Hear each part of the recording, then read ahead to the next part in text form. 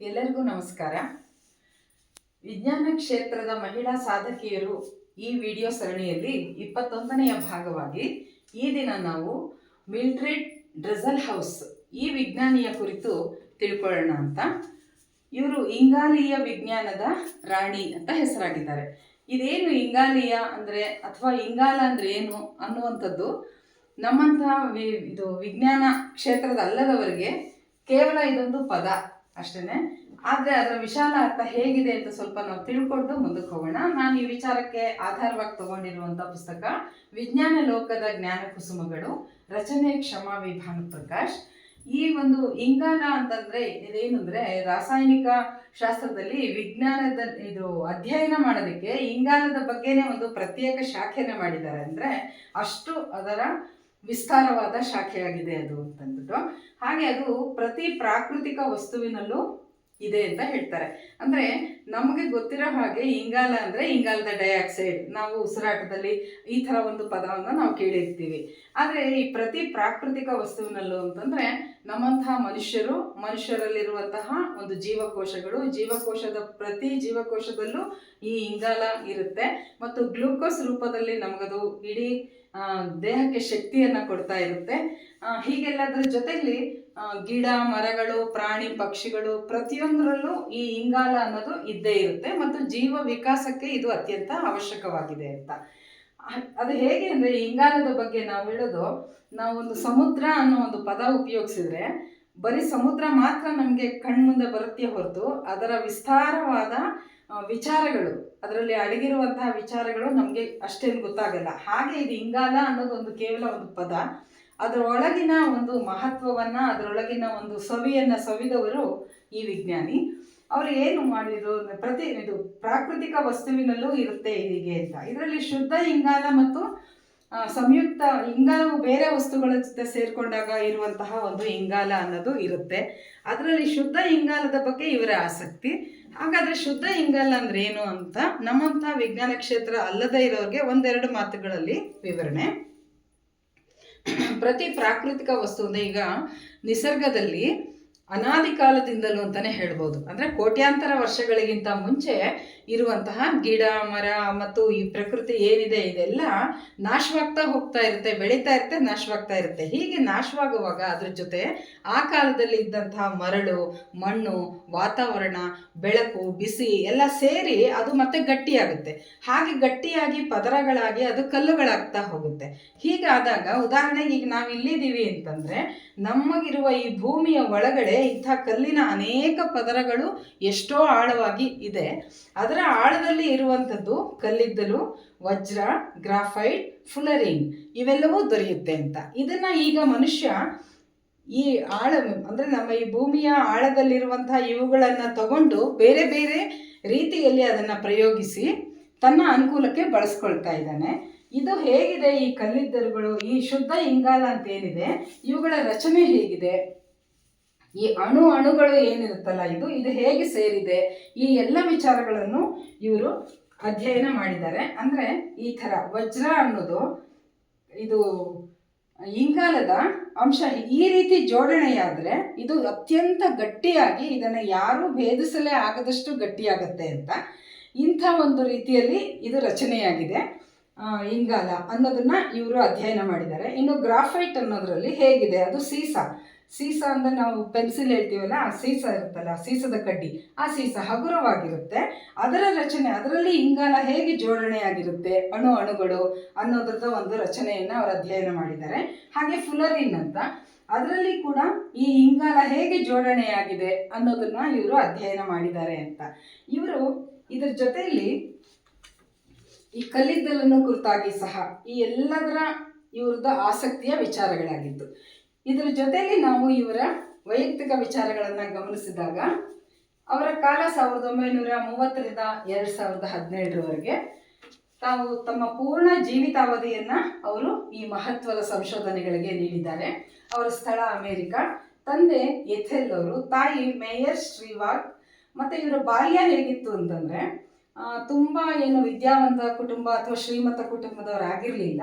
ಬಡತನ ಇತ್ತು ಅವ್ರ ಮನೆಯಲ್ಲಿ. ಹಾಗಾಗಿ ತಮ್ಮ ವಿದ್ಯಾಭ್ಯಾಸದ ಜೊತೆಯಲ್ಲಿ ಅವರು ಕುಟುಂಬದ ನೆರವಿಗಾಗಿ ಕೆಲವು ಕಾರ್ಖಾನೆಗಳಲ್ಲಿ ಕೆಲಸ ಮಾಡ್ತಾ ಇದ್ರು, ಜೊತೆಗೆ ಟ್ಯೂಷನ್ ಹೇಳ್ಕೊಡೋದನ್ನ ಮಾಡ್ತಾ ಇದ್ರು, ಹೀಗೆ ಓದಿನೊಂದಿಗೆ ಅಂತ ಹೇಳ್ತಾರೆ. ಆದರೆ ಇವರ ಆಸಕ್ತಿಯ ಕ್ಷೇತ್ರ ಇಂಗಾಲ. ಏನದು ಇಂಗಾಲ? ಕಾರ್ಬನ್ ಅಂದರೆ ಅಂತಂದರೆ ನಾವೀಗ ಹೇಳಿದಾಗೆ ಇವುಗಳು, ಅದರಲ್ಲಿ ಶುದ್ಧ ಇಂಗಾಲದ ಬಗ್ಗೆ ಅವರ ಆಸಕ್ತಿ. ಈ ಆಸಕ್ತಿಯಲ್ಲಿ ಅವರು ಎಷ್ಟು ಮಟ್ಟಿಗೆ ತೊಡಗಿಕೊಂಡು ಅವರು ಬೆಳೀತಿದ್ರು ಅಂದರೆ, ಅವರಿಗೆ ಪ್ರೋತ್ಸಾಹವಾಗಿ ರೋಸಾಲಿನ್ ಯಾಲೋ, ಎನ್ರಿಕ್ ಫರ್ಮಿ, ಇವರು ನೊಬೆಲ್ ವಿಜೇತರು, ಇವರ ಮಾರ್ಗದರ್ಶನದಲ್ಲಿ ಮತ್ತು ಅವ್ರು ಹೇಳಿದ್ರಂತೆ ಭೌತಶಾಸ್ತ್ರದಲ್ಲಿ ನೀನು ಸಂಶೋಧನೆಯಲ್ಲಿ ತೊಡಗು, ಮುಂದುವರಿ ಅಂತ ಅವ್ರು ಕೊಟ್ಟ ಪ್ರೇರೇಪಣೆಯಿಂದ ಅವರು ವಿದ್ಯಾಭ್ಯಾಸವನ್ನು ಮುಂದುವರಿಸಿ ಭೌತಶಾಸ್ತ್ರದಲ್ಲಿ PhD ಪದವಿಯನ್ನು ಪಡ್ಕೊಂಡ್ರು. ಆನಂತರ ಅವರ ಪತಿ ಫೆಡ್ರಿಕ್ ರೀಫ್ ಅನ್ನೋರು ಸಹ ಭೌತ ವಿಜ್ಞಾನಿಯಾಗಿದ್ದರು. ಮುಂದೆ ಅವರ ಸಾಂಸಾರಿಕ ಜೀವನ, 4 ಮಕ್ಕಳು ಮತ್ತು 5 ಮೊಮ್ಮಕ್ಕಳು, ಎಲ್ಲರ ಜೊತೆಗೆ ಅವರು ಸುಂದರ ಸಾಂಸಾರಿಕ ಜೀವನವನ್ನು ನಡೆಸಿದ್ದಾರೆ. ವಿಜ್ಞಾನವು ಮಹಿಳೆಯರಿಗೆ ಅಲ್ಲ ಅನ್ನುವಂತಹ ಒಂದು ಕಾಲದಲ್ಲಿ ಇದ್ದಂಥವರಾಗಿ ಇವರು ಇಷ್ಟೆಲ್ಲ ಸಾಧನೆಯನ್ನು ಹೇಗೆ ಮಾಡಿದರು, ಏನು ವಿಚಾರ ಅಂತ ನಾವು ನೋಡ್ತಾ ಹೋಗೋಣ. ಆಗ ಅವರ ಕಾರ್ಯಕ್ಷೇತ್ರ ಯಾವುದಿತ್ತು ಅಂತ ಹೇಳಿದರೆ, ಈ ಶುದ್ಧ ಇಂಗಾಲದ ಆಸಕ್ತಿಯಿಂದ ಇವುಗಳು ಹೇಗೆ ಜೋಡಣೆಯಾಗಿದೆ, ಈ ಒಂದು ಅಣುಗಳು ಯಾವುದು ಇಂಗಾಲದ ಅಣುಗಳು ಹೇಗೆ ಜೋಡಣೆ ಆಗುತ್ತೆ ಅನ್ನೋದನ್ನ ಕಂಡುಹಿಡಿತಾ ಹೋದಾಗೆ ಈ ಕಲ್ಲಿದ್ದಲಿನಿಂದ ಶಕ್ತಿ ಉತ್ಪನ್ನದ ಮೂಲ ಇದು.